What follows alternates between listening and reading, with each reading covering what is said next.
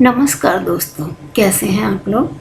Please अगर आप लोग मेरे चैनल को पहली बार देख रहे हैं, आप नए हैं तो प्लीज़ मुझे लाइक कीजिए, सब्सक्राइब कीजिए और मुझे सपोर्ट कीजिए।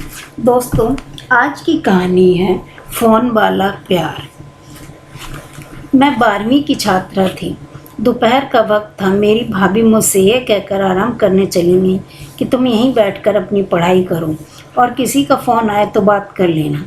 मैं अपनी सहेली करीना के घर जाने के लिए मूड में थी, लेकिन फ़ोन के पास बैठकर पढ़ने और फ़ोन सुनने का काम भाभी ने मेरे जिम्मे लगाकर मेरा सारा प्रोग्राम ही फेल कर दिया था।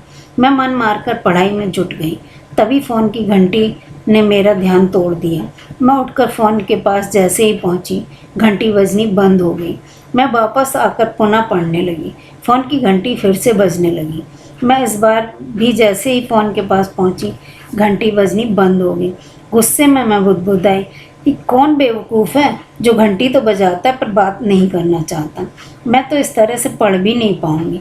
इसी बीच पुनः घंटी बजने लगी। मैंने दौड़कर रिसीवर उठा लिया और गुस्से से लाल पीले होते हुए बोला, यार बहुत बेवकूफ़ हो तुम, जो मुझे पढ़ने भी नहीं देते। कौन हो तुम?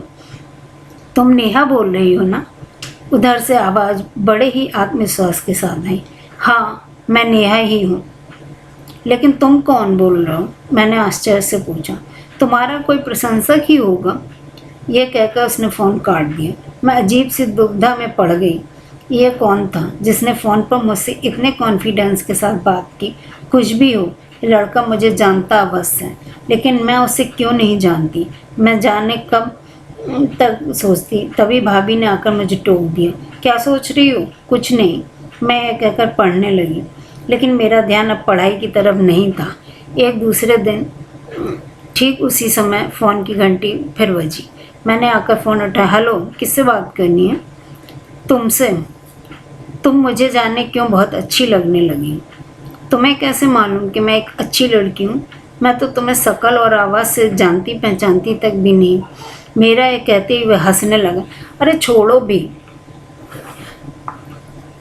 हम जिन्हें जानते हैं वे कौन सा हमें जानते हैं।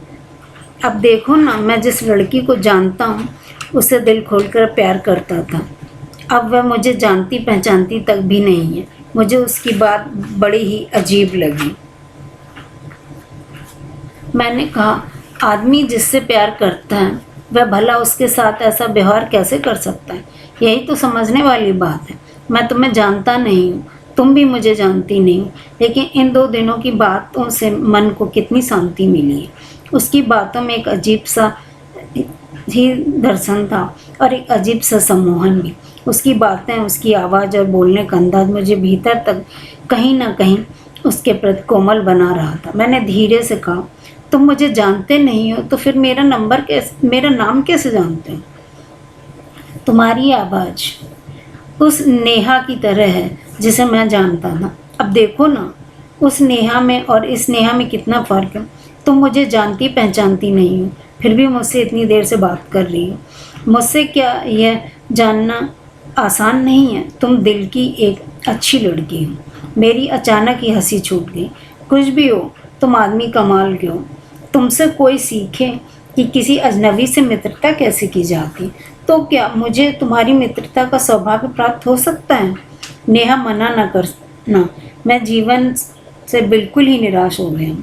देखो, तुम कुछ अधिक ही भावुक हो रहे हो। मैं तुमसे फ़ोन पर 2-4 बातें कर भला दोस्ती कैसे कर सकती हूँ? देखो, अब कभी यहाँ फ़ोन मत करना। तुम ज़िंदगी से निराश हो या ज़िंदगी से नाराज़ हो, मुझे इससे कोई लेना देना नहीं है। मैंने यह कहकर फ़ोन काट दिया, लेकिन अगले ही पल मेरा मन उद्विग्न हो उठा।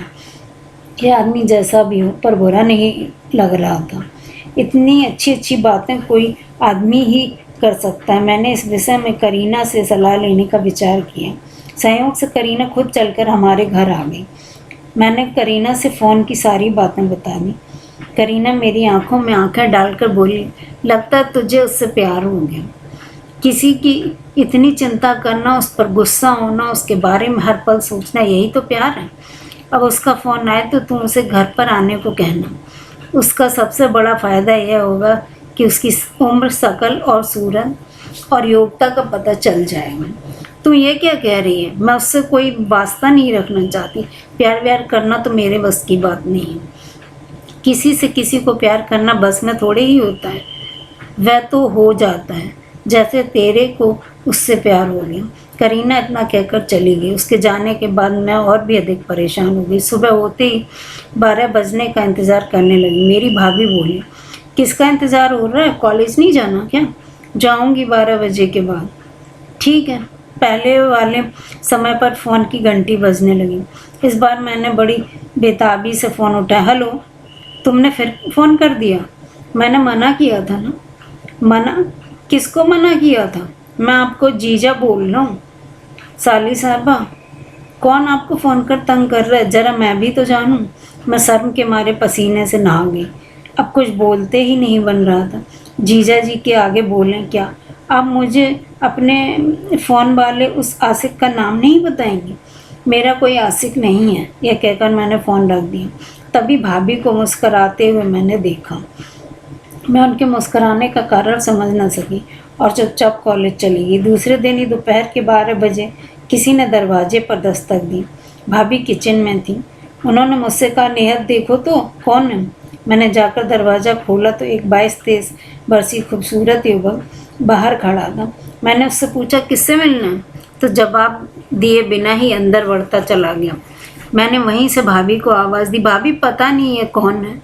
अपना परिचय दिए बिना ही अंदर चलता चला जा रहा है। मेरी इस आवाज़ पर वह मुड़कर बोला, मैं वही हूँ जिससे तुम पिछले 3 रोज़ से फ़ोन पर घंटों बात करती आ रही हो। अरे तुम? मेरा मुंह आश्चर्य से खुला का खुला रह गया। तभी जीजा जी भी अंदर आ गए। ये कोई अजनबी नहीं है, यह तो मेरा ममेरा भाई है साली साहिबा। तुम्हारी भाभी को भी पता है और मुझे भी पता है कि तुम इसे अपना दिल दे चुकी हो। नहीं, मैं किसी से भी प्यार नहीं करती। तुम झूठ बोल रही हो। फ़ोन पर तो बातें करती रहती हो। फ़ोन पर आने का बेसब्री से इंतज़ार करती हो और दिन रात इसी के बारे में सोचती रहती हो और कहती हो कि प्यार नहीं करती। मुझे ये सब पता है। भाभी एक सांस में बोल गई। मैं अब बोलती भी क्या? मैं उससे प्यार करती थी और सच्चाई भी यही थी। इतने कम समय में और इतना नाटकी ढंग से किसी से कोई प्यार करता है? इसका जीता जागता सबूत मैं थी। वह लड़का मेरे पास आकर बोला, आइए अब अपना नाम बताकर अपना परिचय कर लूँ। मेरा नाम मुकुल है। मैं आपको तब से पसंद करता हूँ जब मैं आपके जीजा जी के विवाह समारोह में आया था। आप में से एक बात है जिसका दीवाना मैं उम्र भर रहूँगा। आप जितनी सुंदर हैं उतनी ही बोल्ड और स्मार्ट भी हैं और ये चीज़ें किसी भी पुरुष को स्त्री का दीवाना बनाती। I love you. मैं शर्मा गई और कमरे में चली गई। फिर कुछ महीनों के अंदर ही हमारी शादी हो गई। मेरे पति आज भी मुझे उतना ही प्यार करते हैं। आज मुझे यह नहीं लगता कि लव मैरिज करना कोई गलत बात है। प्यार की वही महक आज भी हमारे दाम्पत्य जीवन में बनी हुई है। दोस्तों, अगर आप मेरे चैनल पे नए हैं तो प्लीज़ मुझे सब्सक्राइब कीजिए, लाइक कीजिए और मुझे सपोर्ट कीजिए। इस आशा के साथ धन्यवाद।